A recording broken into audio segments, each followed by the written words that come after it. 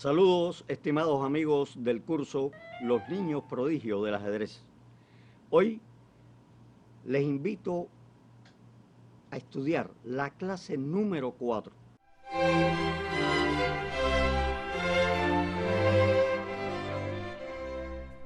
Y para impartirla, pues acompaño al gran maestro Silvino García, a quien de inmediato saludo. Y saludo a nuestros televidentes. Y también, por supuesto, al maestro Sergio José Arteaga Olivera, quien desde la computadora pues realiza toda la actividad que brinda el servicio técnico. Bueno, lo cierto es que hoy vamos a hablar de Meking, y en el orden histórico, Meking es realmente una figura que rompe incluso con ese prácticamente stop que hubo luego de que Fischer fuera niño prodigio. ¿Y por qué lo digo? Bueno, porque Meking surge en Brasil, y Brasil no era, en el momento que Meking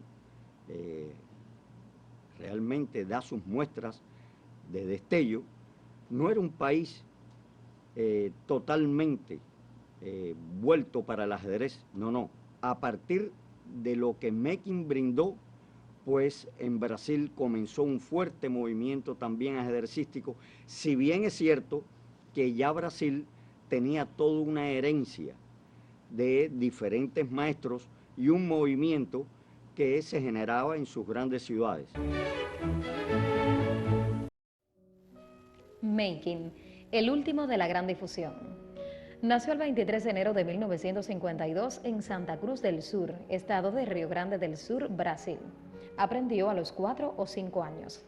La madre le compró un tablero que traía fichas de damas y piezas de ajedrez. A los 6 años fue campeón de San Lorenzo, después de las pelotas y del estado. A los 13 años fue campeón de Brasil y a los 15 de Sudamérica. A los 17 o 18 años quería ser científico y matriculó física en la universidad.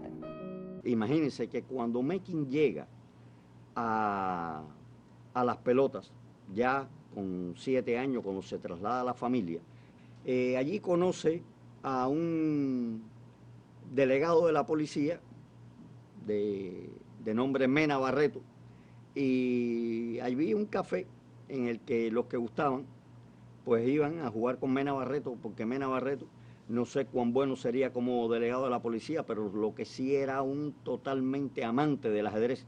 Y rápidamente el padre pues llevaba a Meking ahí a cada rato, y Barreto comienza a enseñarle, pero Barreto dice que cuando él comienza a enseñar a Meking, Meking ganaba y estas las cosas, pero apenas conocía ni el enroque. Bueno, realmente hay muchas anécdotas en esa época. Lo cierto es que ya cuando ellos se trasladan a vivir para las pelotas, pues Meking era campeón de San Lorenzo y lo que tenía era 6 años. Y pronto, en las pelotas, pues empieza a asistir a los lugares donde se jugaba, se practicaba, tipo club, tipo academias así. Bueno, y empieza a ascender, y pronto Meking empieza a conquistar el sitial de honor, tanto en ese pueblo, como también lo hizo en Río Grande del Sur, donde resultó campeón, y ya, muy pronto, Meking se hace campeón de Brasil. Realmente, ¿con qué edad? ¿Con cuántos años?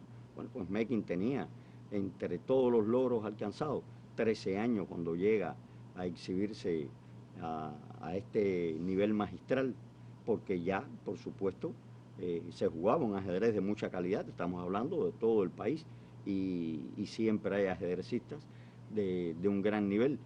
Habían maestros que tocaban, tenían contacto con él, y realmente era muy interesante todo lo que se estaba dando como fenómeno con Meking, hasta que Meking, precisamente como resulta ser campeón de Brasil, pues va a un torneo zonal, y como resultado de esto queda empatado, van un desempate, bueno, y en definitiva Mekin ahí se encuentra con Pagno y se encuentra con otros maestros. Bueno, lo cierto es que la trayectoria de Mekin fue realmente en espiral, y cuál ha sido la de todos los niños prodigios, la de él también con sus características llena de un mérito extraordinario. Pero para conversarnos sobre sus cualidades, sus características, incluso las impresiones personales que Mekin le brindó cuando tuvo posibilidad de conocerlo allá en Lugano. Óigame, hoy tenemos la posibilidad de hacerlo con el gran maestro Silvino García, y por supuesto de inmediato pues te doy la palabra. Me complace hablar del amigo Mekin, que tuve el privilegio de haberlo conocido personalmente.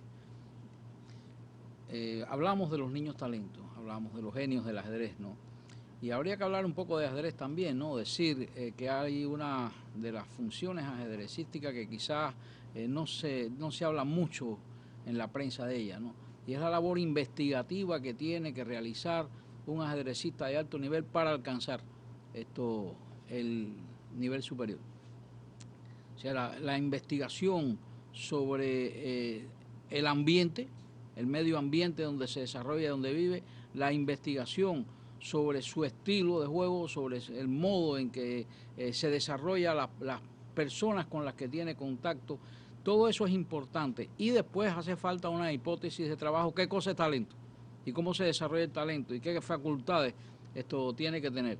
Aquí Danilo mencionaba la competitividad de Mekin, y Vivian Ramón me hacía una anécdota el otro día y me decía, mira, es tan competitivo que yo hice tablas con él en una cosa que había estudiado desde que era niña, y entonces él se disgustó muchísimo y se fue del torneo porque yo había hecho tablas con él. O sea, se sintió muy herido porque consideró que siendo una mujer le podía ganar. No es nada fácil ganarle a Vivian. Vivian es una gran maestra, no es fácil ganarle, ¿no? Y entonces la partida fue tabla, Mekin se disgustó porque es muy competitivo, realmente muy, muy competitivo. Pero volviendo al tema de la profundización sobre el trabajo investigativo que realiza un maestro de alto nivel. Cuando nosotros vemos a Carlsen, vemos a Aronian, no, esa gente hace un trabajo brutal, un trabajo investigativo brutal, permanente, todo el tiempo. Cientos de partidas tienen que ver, cientos de análisis tienen que hacer hipótesis, generalizaciones, tienen que tener una metodología. Cuando hablamos de metodología de la investigación científica, por ejemplo, los estudiantes tienen que pasar una materia que se llama metodología de la investigación. Pero bueno, la metodología de investigación admite creatividad, y creatividad muchos métodos de investigación. Y esa metodología es justamente lo que distingue un ajedrecista de otro a altísimo nivel. En el caso de Mekin, cuando nosotros analicemos a Mekin para hacer su análisis integral, hay que decir que Sudamérica estuvo muy influido por un ajedrez de altísimo nivel después de la Segunda Guerra Mundial. Aparte de que ellos tuvieron a Richard Reti allí, aparte de que se hizo el Campeonato Mundial de Arlequín y Capablanca allí, aparte de todas esas cosas, pues, cuando la Segunda Guerra Mundial, pues un grupo de ajedrecistas alemanes del equipo completo se quedaron, y otros jugadores como Miguel Naidoo. Cuando uno habla de Miguel Naidoo, uno dice, bueno, Naidoo es el creador de la variante de Naidoo y la siciliana, pero eso no se jugaba en la época de Capablanca. Eso no existía en la época de Capablanca. No existía cuando Lasker, no existía la variante de Naidoo de la siciliana. La variante de Naidoo de la siciliana surge después que Naidoo se radica en Argentina. Y esa influencia de esos ajedrecistas argentinos de altísimo nivel, y que supercreadores estaban en la élite mundial, ¿no? Pagno y Naidoo principalmente, y algunos de los que ahí se quedaron, el Íscases incluido, ¿no? Esas personas que eran de altísimo nivel, pues influían, irradiaban conocimientos ajedrecísticos hacia todo el continente. Y si bien estamos hablando de países de enorme territorio, de distancias enormes entre ellos, ¿no? Sin embargo, ajedrecísticamente, bueno, en aquella época no existía internet, pues ajedrecísticamente sí tenían una comunicación, sí sabían lo que se jugaba, sí se comunicaban. Naidoo y Pagno, pues fueron una luz ajedrecística dentro del continente. Yo puedo decir personalmente que yo agradezco mucho el trabajo que hizo Oscar Pagno espontánea y gratuitamente conmigo cuando existían los torneos, de enseñarme a analizar como él lo hacía. Y fue una escuela, porque el ajedrez argentino es una escuela, es una cultura nacional el ajedrez argentino. Y eso Cuando uno analiza a Mekin, tiene que decir, bueno, Mekin que se insertó en ese tipo de relaciones con Pagno, con Naidu, que se insertó en todo eso, pues tenía una fuente de la cual nutrirse. O sea, su desarrollo ajedrecístico estuvo muy influido por lo que era el ajedrez argentino. No solamente él, en otros países del área también el ajedrez argentino ejerció una influencia tremenda. O sea, ya uno tiene que tener una visión cuando analiza al talento Mekin de su entorno. ¿Cuál era su entorno ajedrecístico? ¿Por qué? Porque su referencia ajedrecística era cómo jugaba Pagno, cómo jugaba Mekin. ¿Y cómo juegan los talentos de ajedrez? ¿Qué es lo que nos sorprende a nosotros los talentos y los niños genios de ajedrez? Que tienen una gran habilidad táctica. Sí, eso les viene dado. Eso es espontáneo. Pero hay otras cosas del estilo de juego que se refieren a las personas que conocen y con las cuales intercambian ideas. Y esas personas con quienes intercambiaban ideas pues eran aquellos ajedrecistas argentinos, ajedrecistas de altísimo nivel técnico. Altísimo nivel técnico. Y si bien es cierto que nosotros en el Mekin joven podemos apreciar algunas combinaciones maravillosas que nos sorprenden, pero esa no es la constante. La constante de Mekin, y me lo dijo en el Lugano, es que él tenía un talento especial para saber juzgar los finales y que siempre buscaba en sus partidas cómo llegar a finales favorables. Ese era su norte, esa era su orientación estratégica. ¿De quién le viene eso? Le viene de Naidu, le viene de, ¿cómo se llama?, de Oscar Pagno. Oscar Pagno es un técnico, pero superlativo. Habría que decir superlativo del nivel de Carpos, de esa gente así, un técnico poco comparable con otros ajedrecistas. Dejó de jugar ajedrez muchos años, se dedicó a su carrera como ingeniero, por razones económicas no recibió apoyo, pero un ajedrecista superlativo desde el punto de vista técnico, de un concepto tremendo. Es interesante las partidas que jugó Mekin con Pagno. Es interesante que llegó a ganarle a Pagno. ¿A Pagno en qué le ganaba? En la India del Rey. La India del Rey era en los años 50, cuando Svetozar Grigoric sacó ideas extraordinarias en la India Rey, convirtió a la India Rey de una defensa pasiva a una defensa superactiva y superagresiva, ¿no? Pues eso en la Argentina aprendió. Y Naidu y Pagno, entonces son súper especialistas de la India Rey. Y Mekin también. Y Mekin se hizo un especialista de la India Rey. Y un especialista de la India Rey, y no solamente un especialista de la India Rey, sino un especialista también en la orientación hacia los finales. O sea, su manera de simplificar y llegar a los finales era magistral. O sea, él era joven, pero ajedrecísticamente era muy fuerte. En su entorno ajedrecístico, en el entorno mundial de esa época, estaba el ajedrez soviético, que era monumental. O sea, Fischer se enfrentó a ese ajedrez soviético, ¿no? Y a la variedad de estilos y de formas de enfocar el ajedrez y de filosofías ajedrecísticas, que eran muchas, porque Fischer decía, el Petrosian es más profundo que Spassky ajedrecísticamente. Y diferenciaba las maneras de jugar de todos ellos. Mekin, mucho menos yo no diría, no sé si podría decir trabajador, porque en la anécdota, en la biografía esa que vimos de Mekin, vimos como la madre decía que era obsesivo. Su entrega al ajedrez, al estudio del ajedrez, era obsesiva todo el tiempo. Y eso es un rasgo también de los talentos, ¿no? El tiempo, la pasión con que se dedican al ajedrez. Sí, y un tanto para ilustrar, Silvino, lo que estabas comentando. Están las dos anécdotas de los padres de Mekin. La mamá, María José, indica que a cada rato ella le decía, Mequino, no gasta zapatos. Y es porque el niño de continuo estaba sobre el ajedrez, frente al tablero. De manera tal de que ella lo que quería decir era que no gastaba zapatos porque no salía de la casa, era continuamente trabajando, estudiando ajedrez. Y el padre dice que cuando llegaba la noche y ya todos se iban a acostar, pues él sentía cómo las piezas seguían deslizándose sobre el tablero.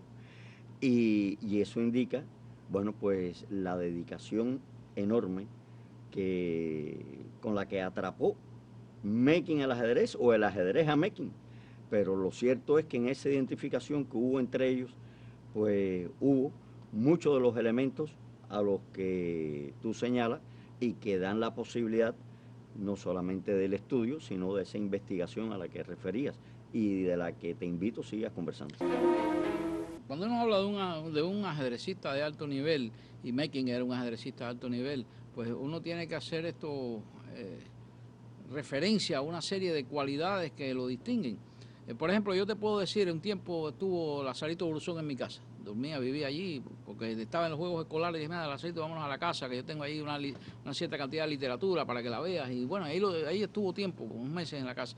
Y yo llegaba a veces tarde por la noche a la casa, y llegaba y me encontraba a Lazarito dormido con el libro abierto así, dormido con el libro abierto. ¿Por qué? Porque estudiaba todo el tiempo. Todo el tiempo estaba estudiando ajedrez. Nogueira igual, ¿no? O sea, es algo que es consustancial para poder lograr un gran desarrollo. Y yo, hablando de making, por ejemplo, podría decir que mi making de hoy, como lo será el de mañana, como el making que yo conocí y el making que después vi en su evolución, esto ya hoy es muy diferente. Es muy diferente, ¿por qué? Porque el ajedrez es una cultura, ¿no? O sea, un ajedrecista de alto nivel también es una persona enormemente culta de esto que estamos hablando. No es que se sepa una variante, no, tiene que ir haciendo reflexiones, tiene que ir elaborando una filosofía del juego, de una concepción, una cosa tan abstracta esto como el ajedrez. Entonces yo voy al making hoy y lo veo a partir de la referencia de haber visto a Aronian, por ejemplo, recientemente, que ganó el torneo de la Copa del Mundo, de haber visto a Lenier, cómo juega esto Lenier, de haber visto la evolución de muchos otros ejercicios en un momento histórico distinto. En un momento histórico donde uno dice, bueno, ¿y el ajedrez cómo es el ajedrez de hoy? Bueno, el ajedrez de hoy se tienen ahí millones y millones de partidas. Millones de partidas y cientos de miles de partidas jugadas entre computadoras que forman parte de las bases de datos de estudio. O sea, uno puede ver ese fenómeno indescriptible que es el ajedrez, porque no puedo decir que no existe una teoría que le diga a uno, no, aquí se juega de esta manera. No, eso no existe. Siempre aparecen cosas nuevas, no se juegan partidas iguales a pesar de los cientos de miles de partidas. Figúrense ustedes que hay páginas de internet en las cuales la gente está jugando cada segundo del día están jugando. Hay páginas de internet, yo me inscribí a una para jugar ahí partidas rápidas, y esa página de internet, tiene 15 o 20 millones de personas registrados. No es la que más tiene, hay una que es la que más tiene, pero esta no, que te estoy diciendo, que se llama H24, no es la que más tiene, y tiene 15 o 20 millones de personas registradas. Cualquier hora del día o de la noche, que el segundo que tú entres, ahí hay 15, 20 mil, 30 mil personas jugando. Y esas partidas van a guardarse en algo que se llama la nube, donde una base gigantesca de 30 millones de partidas, ¿no? Yo tengo base de datos de 15 millones de partidas, por ejemplo, pero base de 30 millones de partidas. Cuando tú tienes todo eso y tú logras ir formando una filosofía del ajedrez, entonces en esa filosofía, en esa visión universal, tú puedes encajar a Mekin. Es decir, Mekin era así y evolucionó hasta este punto. Y a mi parecer, esto podía haber evolucionado mucho más rápido. Le hacía falta si hubiera estado, si Mekin hubiera tenido, como pasó con Anand, que existía un convenio entre la Unión Soviética y la India, y entonces Anand pues se fue a vivir a la Unión Soviética y tenía un entrenador ahí, creo que Guffel fue uno de sus entrenadores, y vivió tiempo yo lo conocí allí. Yo conocí a Anand en la Unión Soviética jugando un torneo que estábamos compañeros de habitación, dicho sea de paso, ¿no? Y le decía, bueno, maestro, y me dice, no, yo tengo aquí a Guffel, creo que era, el gran maestro Guffel, yo tengo aquí un entrenador porque me traen, lo llevan, lo ponían a jugar torneos. Es un crecimiento tremendo, un desarrollo tremendo, con la ayuda de toda una cultura ajedrecística de un lugar extraordinariamente avanzado en el ajedrez. El pobre Mequiño estaba solito por allá y tenía todas las cualidades que son propias para un ajedrecista de altísimo nivel. Tenía una referencia que era Pagno, la más cercana. ¿Por qué la referencia más cercana? Porque si él quería clasificar para un campeonato mundial, era con las personas que tenía que jugar. Era con ellos que tenía que jugar y por tanto tenía que seguirlos, ver lo que hacían, interiorizarlos, ¿no? Y después tenía Fischer, que estaba mucho más distante, que es un ajedrecista de su época también, y después el ajedrez soviético, que era monstruoso. O sea, él jugó un match con Kozlov y perdió, y jugó partidas con Petrosian, que Petrosian le dio clases de alta técnica ajedrecística, independientemente de lo talentoso que podía ser, porque además si no era talentoso no podía jugar con esa gente. Ya para llegar a enfrentarse a ese ajedrez, no, tenía que tener un gran talento. Cualquiera no podía enfrentarse a ese ajedrez. Había que tener algo para poder llegar allí y poderse enfrentar, ganar o perdiera. Incluso en el caso de Fischer, Silvino, Fischer fue a Rusia, fue a la Unión Soviética en un momento y estuvo... Lo llevó el hermano, sí. Efectivamente. Sí. Y estuvo estudiando, estuvo ahí trabajando mucho. Y hablaba ruso. Efectivamente. Estudió ruso y hablaba ruso. Cosas importantes. Y yo creo que cuando uno hace el análisis de Mekin, de sus cualidades personales y de su desarrollo, de cualquier ajedrecista, uno tiene que comprender que el ajedrez es una cultura y que esa persona que nosotros vamos a estudiar nos va a aportar y nos va a dar valoraciones importantes de cómo él construye. Porque una de las cosas importantes que la gente no comprende es que en el ajedrez se construye. O sea, existe una esfera del ajedrez que es la de los compositores y existe la otra de los que juegan. Pero entre los compositores hay tipos geniales, ¿no? Y entonces el ajedrecista cuando está jugando no puede saberlo o no saberlo, está componiendo también. Está haciendo un proceso de composición. Entonces en ese proceso de composición, ¿cómo lo hace? ¿Qué algoritmo sigue? Eso es lo que uno aprende cuando uno hace un estudio de un ajedrecista como Mekin. Sí hay un rasgo característico de casi todos ellos, son excelentísimos tácticos. Y como son excelentísimos tácticos, y el caso de Mekin, que yo diría que muy pronto Mekin pasó a ser un técnico, aunque jugó partidas muy luchadas y complicadas, muy pronto pasó a ser un técnico. Claro, la gente piensa en técnico, piensa en Capablanca. No, Capablanca fue la referencia universal, sigue siendo la referencia universal, pero el ajedrez que se jugaba cuando Capablanca no tiene nada que ver con el ajedrez que se juega ahora y con el que se jugaba inclusive ya en la época de Mekin, donde había una ruptura. Después de los años 50 hubo una ruptura de las constituciones ajedrecísticas hasta pasar al ajedrez que ya llegó a Mekin. Entonces, bueno, yo diría, son estos ajedrecistas jóvenes talentosos, y como son ajedrecistas talentosos, pues la táctica es su principal talento. Yo me gustaría mostrar esto en una partida que Mekin juega contra un maestro, Rocha, y realiza una combinación típica de un ajedrecista brillante, típica de un ajedrecista brillante que va a ser un ajedrecista de logros importantes, con esas características que vemos en la partida esa, y después va a desarrollar otras virtudes.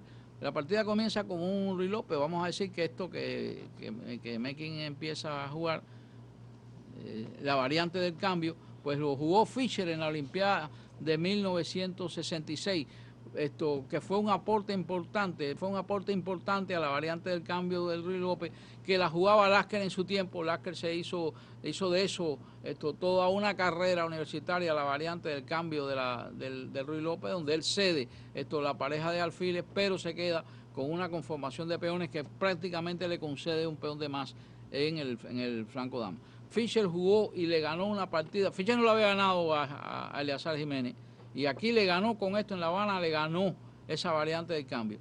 Y le ganó a Gligoric, y esas partidas quedaron como referencias importantísimas de una preparación teórica de altísimo nivel. Transformó la concepción que había de eso. Y cuando yo conocí a Mekin en Lugano, él creo que fue a un Seeker que le ganó esta misma variante del cambio. Y yo le dije, oye, maestro, que bien ha jugado usted la concepción de esa variante. Y me dijo, es que yo tengo una predisposición a entender fácilmente los finales. Y aquí vemos cómo continuó la partida, que no fue un final lo que se jugó, fue una cosa bien distinta. O alfil D6, alfil G4, bueno, así bien más o menos jugó esto en la partida famosa de Fischer aquí en La Habana. Alfil E3, continuó la partida con dama E7 para propiciar el enroque largo, que es común también, eso fue lo que se jugó igual, caballo dama, caballo E6. Ya caballo H6 es algo menos, que decir, ortodoxo, vamos a decirle que ortodoxo, porque lo que habitualmente se juega es como con un enroque largo, las negras se enrocan largo y después trata de atacar con H5, G5, atacar con los peones. Quizás la dama la tiene que cambiar de lugar para que el caballo vaya a E7 y a G6 y ponerlo en F4. Más o menos esa configuración es lo que tratan. Pero bueno, el caballo H6 evidentemente esto no es muy ortodoxo. H3 jugó Mequiño, alfil D7, quizás debieron haber cambiado, dama B3 y ahora esto B6. Yo no sé por qué en las partidas de Fischer, cuando se enrocaron largo, Fischer obtuvo ataques muy fuertes. O B6 cambió en el centro y el caballo a muy buena casilla, muy cómodo. Parecería que el caballo de H6 llegó a tiempo para equilibrar, pero la torre sigue molestándole por ahí sobre eso. El cambio de alfiles tal vez eso sea un poco despistadillo, ¿no? Y entonces miren lo que pasa aquí, torre por alfil, fabulosa combinación, una combinación quizás inesperada. El rey no hacía nada en el centro, hacía rato que ya tenía que haberse movido de por ahí, pero bueno, ahí estaba.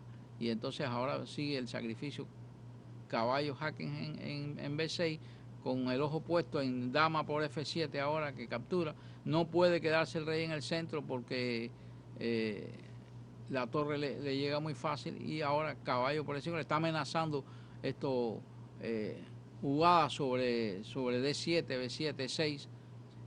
Un error grave, a mi manera de ver, esto facilita mucho el ataque. Mekin lo continúa con facilidad, jaque.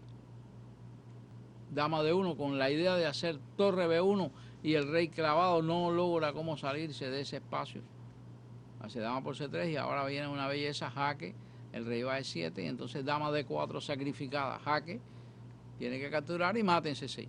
Una partidita cortica, bella, de un muchacho joven, alegre, ¿no? Que juega con talento, que hace, da demostración de esa capacidad de tejer relaciones para lograr un efecto bello. Bonita partida, así juegan los que son los talentosos, es una muestra que distingue a los jugadores de talento. Cuando son jóvenes hacen este tipo de combinaciones así. Pero Capablanca, desde muy joven, que hacía también maravillas, se cansó de hacer maravillas, tenía ese talento y otro, que era el talento de la simplificación. ¿Cómo simplificaba Capablanca para llegar siempre a finales, a posiciones ventajosas? Hay un análisis que hace Max Euwe en un libro que se llama Ajedrez Inmortal de Capablanca y pone una partida de Capablanca y dice, créalo o no, Capablanca ganó esto en 10 jugadas.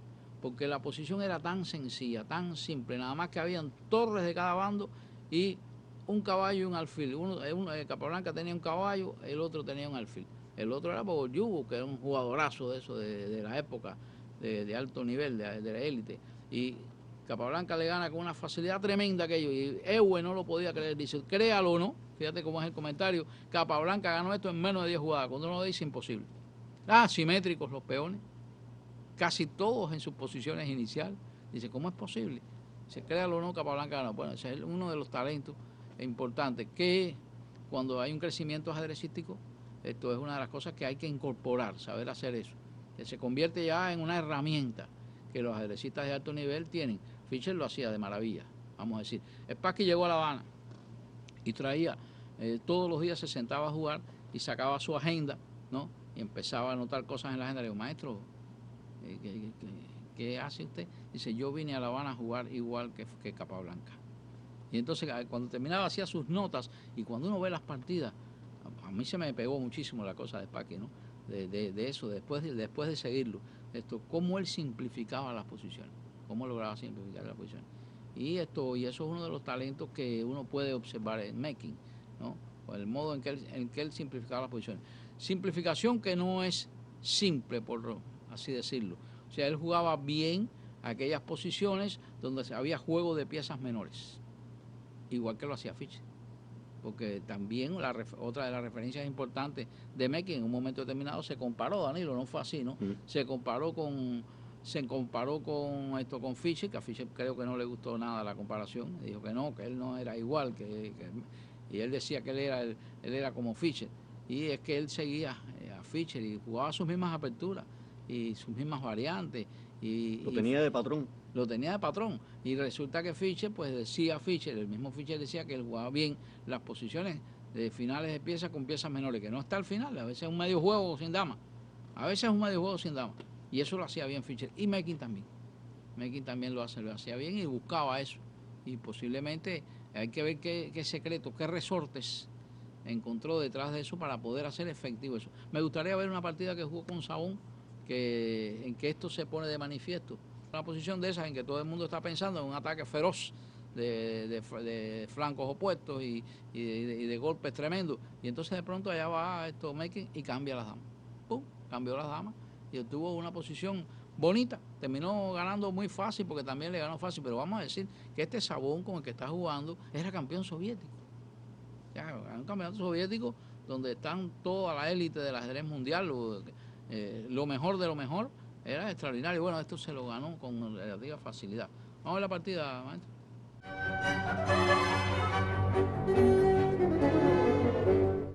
Pues bueno, aquí vemos una defensa siciliana, esto muy común también dentro de las aperturas de Fischer y de Mekin, y que se hizo importante, famosa, esa es la variante de Naidu.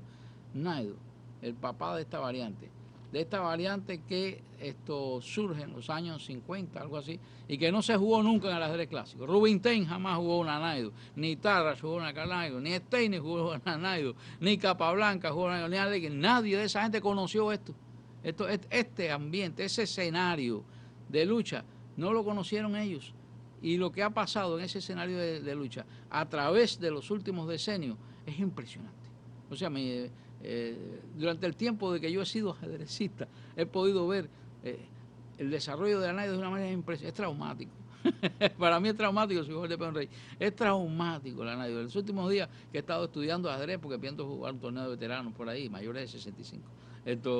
He estado viendo la Naido todos los días y me tiene impresionado.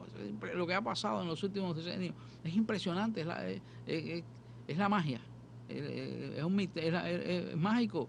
Es arte al máximo, en máxima expresión. Bueno, en este momento, la partida esta que se juega la Naido, el amigo Mekin, con piezas negras, y tiene enfrente a este hombre que le ganó a los ajedrecistas de la mejor nivel, ¿no? Y enroque largo. Fíjense ustedes que A3 sí, alfil E7, alfil G2, alfil B7 y enroque largo. Fíjense ustedes que la disposición está como para un ataque feroz con todos los peones G4, F4, E4, lo que va para allá es candela, ¿no? Y el otro por aquí con su B5 y A6, el diablo tiene que moverse muy rápido porque si no le hacen E5 y lo desplazan del centro o le hacen F5, cualquier cosa le hacen, ¿no? ¿Y cómo es que va entonces el amigo Mekin a contraatacar ferozmente a ese ataque que le viene encima? ¿Qué va a hacer? ¿Cómo va a poder contrarrestar eso? Bueno, Mekin jugó muy sencillito, hizo torre C8 como para comérselo en la columna de alfil, y entonces el otro le hizo alfil H4 para hacer G5 y G6, que se sabe cuántas cosas. Y miren lo que le hizo Mekin, él hizo dama C4 y le cambió la dama. Hombre, esto es distinto. Cambió la dama, tomó de torre, y este es otro juego. Este es otro juego distinto. Fíjense ustedes, ya me imagino que este hombre es el maestro que lleva las piezas blancas, se tiene que sentir desconcertado. Pues si voy acá y qué pasó aquí, de pronto ya ese ataque feroz, ya no, para ese sentido no hay damas para atacar con tanta fuerza, ¿no? Y su centro está pendiente, el peón de G4 también.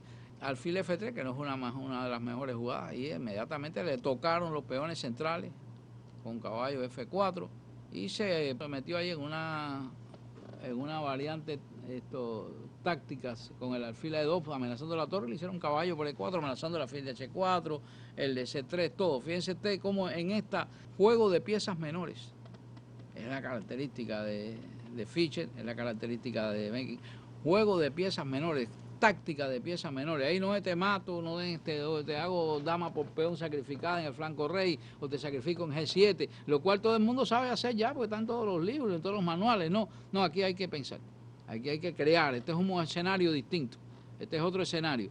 Y estamos hablando de que esto sucedía en 1969. Fíjate tú cómo habrá evolucionado eso para acá. Eso sucedía en 1969. Pero ya podría decirse que en esta partida, ya esto que está sucediendo aquí es original, muy original. Ya hay mucha originalidad ahí. Continuó la partida, maestro, caballo por caballo, alfil por caballo, y entonces este hombre hace alfil y le tenían guardada una de reserva, una jugadita escondida, una trampita, le hizo caballo, jaque en B3. Y se acabó el mundo con eso, porque está clavado, no puede comer con el caballo porque le hacen torre por C2 jaque y lo barren por completo allí, ¿no? Y entonces no le quedó más remedio que irse con el rey, con lo cual, chum, se comieron el caballo que estaba en D4. Fíjense qué originalidad, ahora le hizo, capturó la torre y después de los cambios, pues entonces se quedó con una calidad de más. O sea, la partida duró muy fácil, una victoria fácil por parte de Mekin. Cuidado, este empieza a jugar una posición con 2 piezas o 3 piezas menores de él y él le hace una combinación y lo acaba. O sea, no es cuestión de que te va suavecito, un final tierno. No es nada de final tierno. Es una intensidad tremenda con piezas menores. Y así jugaba Fischer también, muchas partidas las jugó así. Y hoy en día ni se sabe, hoy en día lo que se hace con eso es maravilla.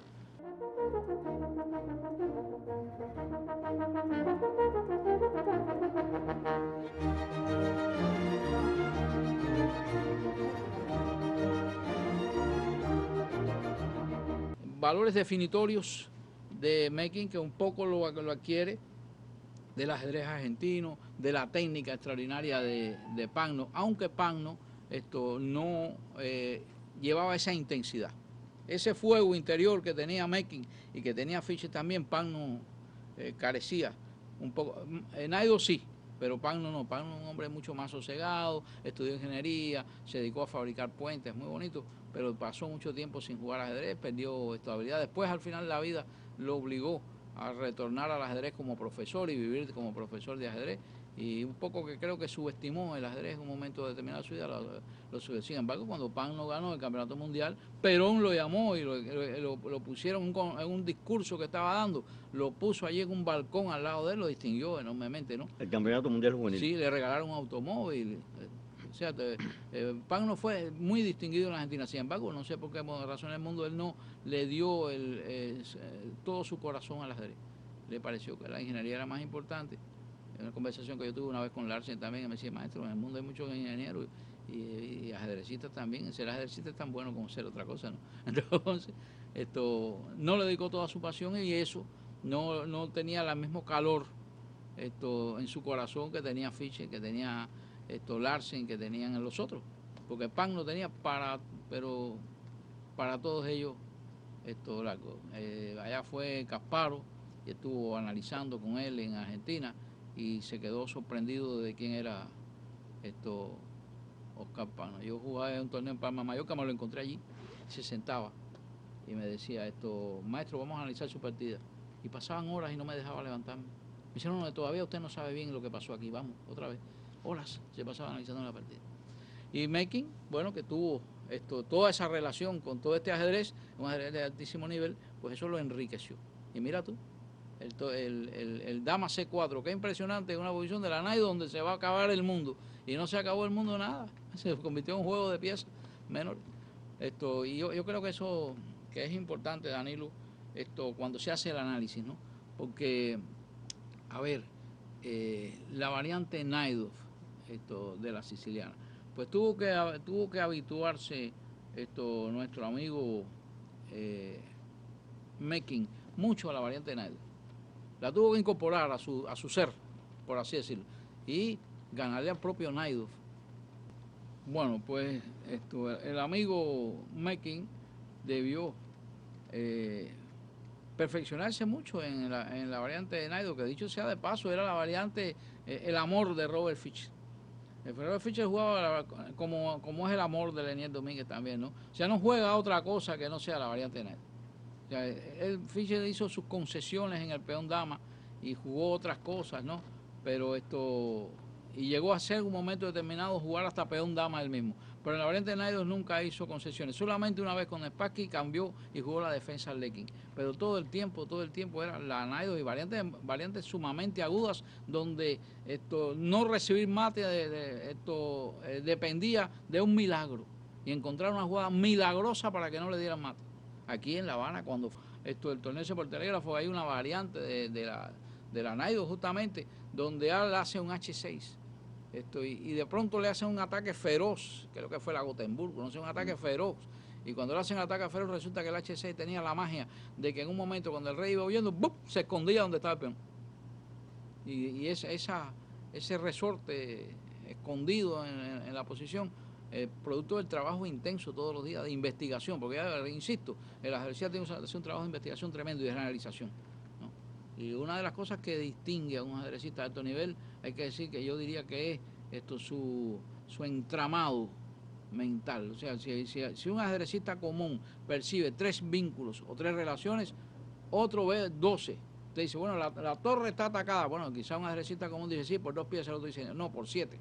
Dice, ¿cómo? Dice, sí, porque esta lo ataca en 2, esta lo ataca en 1, el otro...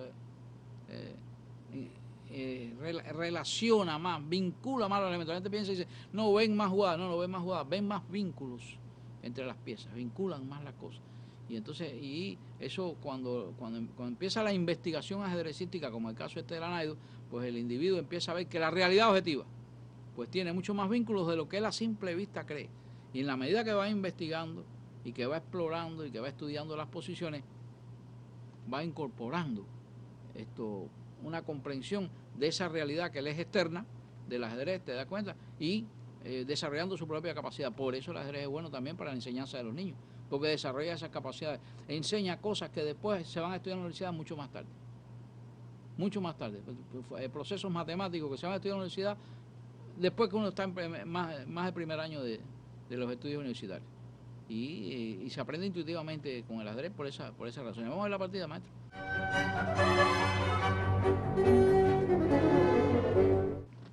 Alfil G5, que es de las variantes más agudas. Alfil E7, dama F3, dama C7 y enroque. Ese dama F3 fue una creación de Tal.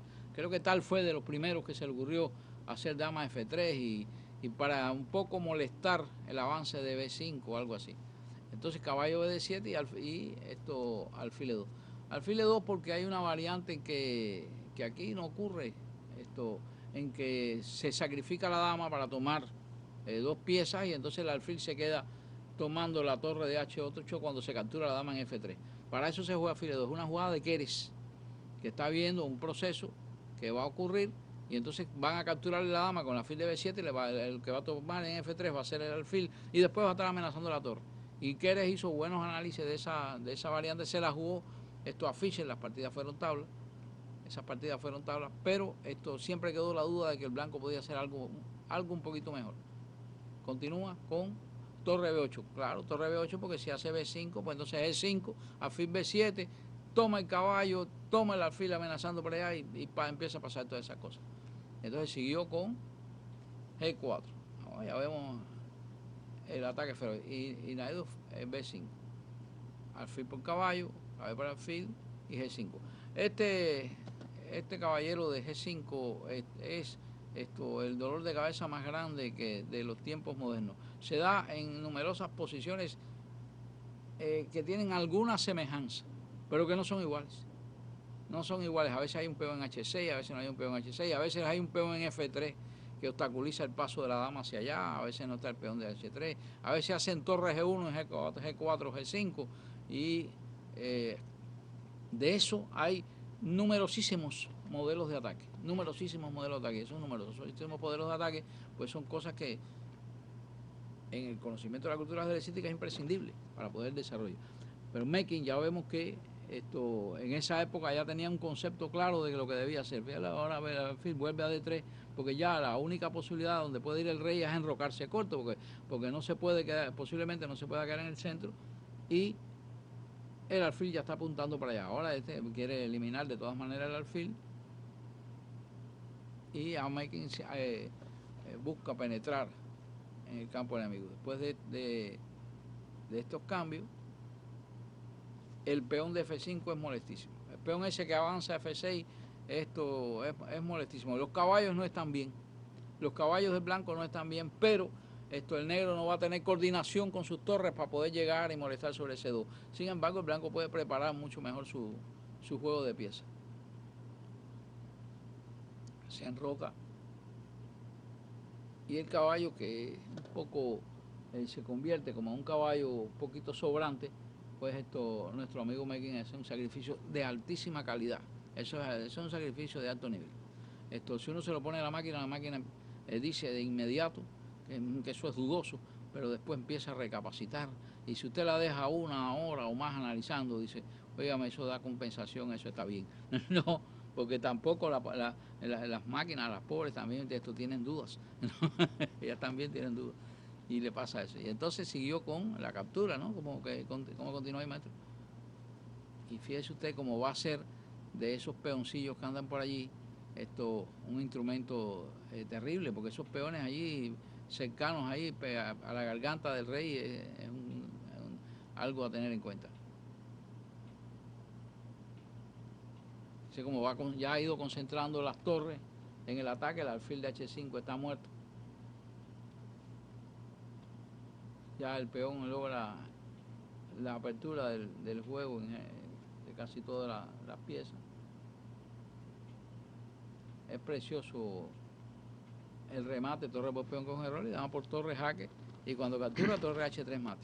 Ese problema de los peones que avanzan y rompen al sacrificio de una pieza, hay un ataque famoso que se llama el ataque Perengi, que bueno, lo ha estudiado mucho Lenier, lo han estudiado recientemente, que empieza con un G4 de eso y se sacrifica una pieza temprano en F5 y se quedan los peones allí, están en F5 y G4, se quedan los peones allí molestos y dan una compensación importante. Es más difícil defenderse que atacar. Atacar las piezas le van cayendo solas porque los peones ejercen un efecto restrictivo importante y también liberador de fuerza. Resultados destacados. 1965, campeón de Brasil. 1967, ganó desempate del Zonal de Sudamérica. 1973, Torneo Interzonal Petrópolis. 1976, Torneo Interzonal de Manilas. Ese era nuestro Mekin, que ya tuvo que aprender a derrotar a Naidoo en su variante favorita. Vemos que la Naidoo, esa Naidoo, como producto de la evolución y el conocimiento, se ha convertido en uno de los imanes principales de los estudiosos de nuestro tiempo, con variantes muy sorprendentes. Mekin llegó hasta una etapa. Yo creo que Mekin pudo haber evolucionado mucho más, que pudo haber sido mucho mejor un ajedrecista, Danilo. Acerca de lo que señalas, quiero solamente indicar dos aspectos para darte nuevamente la palabra con una apreciación que voy a solicitarte. Y es el hecho, Silvino, de que, bueno, tú lo has explicado en las partidas, el ejemplo enorme que Mekin da en el brillo de su ajedrez y, por supuesto, también hay que significar los grandes logros que él tuvo en interzonales y que realmente lo elevó a ser prácticamente el tercero en el elo universal del momento y todas las cosas. Pero Mekin, cuando tenía 17, 18 años, de pronto él quería ser un científico, porque como hemos visto, Mekin era muy competitivo, siempre quería ser el primero. Él no dejó de aprobar sus años escolares y siempre lo hizo con la mejor nota. Y a los 17, 18 años, pues hizo un esfuerzo, quería estudiar física incluso, y matriculó en la universidad. Pero obviamente vinieron el tema de los viajes, ¿no?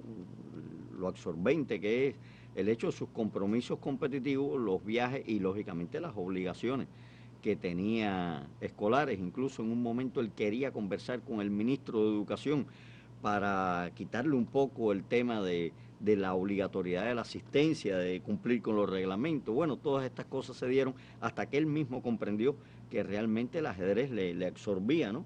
Y de esa manera tenía que dedicarse también para el alto rendimiento o en competencias de primerísimo nivel.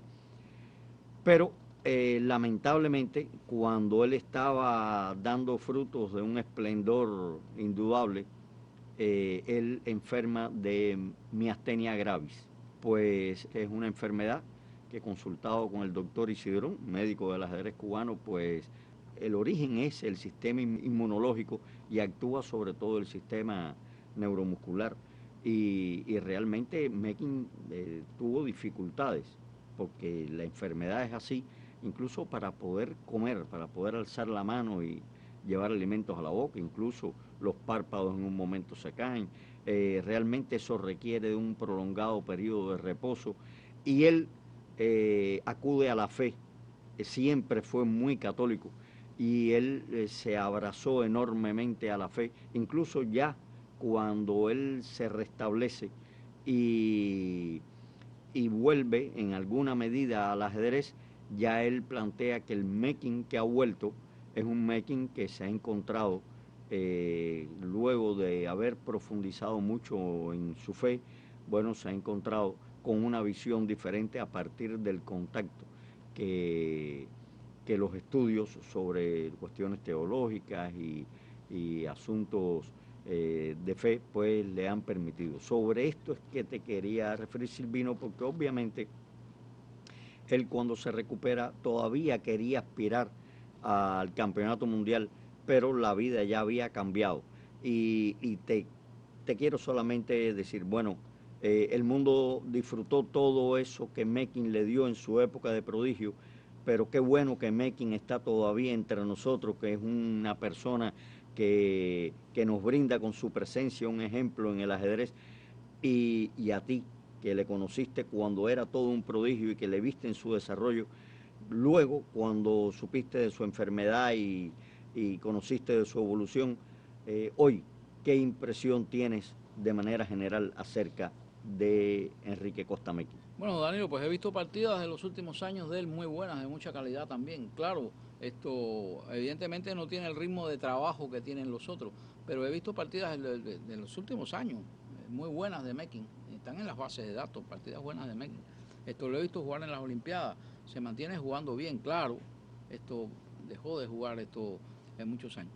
Otra de las cosas que me mencionabas ahí era el hecho también de que él quiso ser un científico.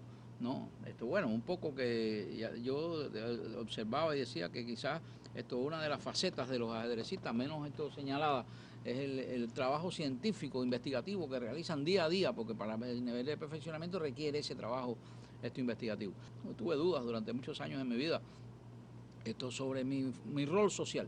O sea, yo no me sentía bien siendo ajedrecista nada más, incluso hablé con Larsen, hablé con mucha gente sobre ese tema, que yo quería hacer otra cosa que pudiera aportar más hasta la sociedad que jugar ajedrez. Y creo que es un síndrome que le pasan a muchos ajedrecistas, síndromes que lleva a niveles depresivos, no me pasó a mí, pero he visto personas que le suceden a niveles depresivos, a perturbaciones neuróticas, he visto a muchos ajedrecistas que les pasa eso, porque no en todas partes el ajedrez tiene el respeto y la acogida que tiene en nuestro país, Daniel.